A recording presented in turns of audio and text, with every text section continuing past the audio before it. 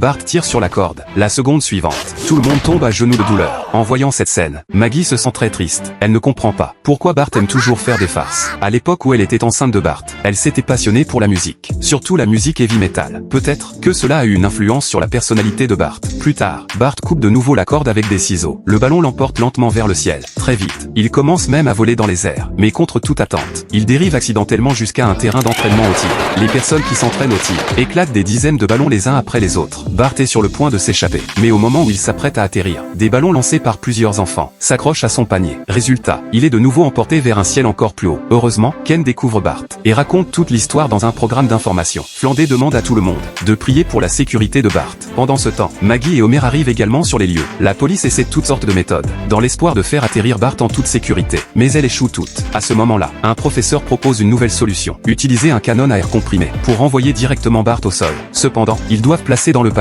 un poids de 12,5 livres. Le problème est que tous les matériaux métalliques de la ville ont déjà été utilisés pour construire une statue. Homer sort une boule de bowling, puis il la place dans le canon à air comprimé. Après avoir calculé la trajectoire, la boule de bowling réussit à ajuster sa direction. Finalement, Bart atterrit sain et sauf sur le sol. Mais, au moment où Homer s'apprête à récupérer sa boule de bowling, un accident se produit. La boule de bowling emporte au contraire Homer et s'envole avec lui vers le ciel.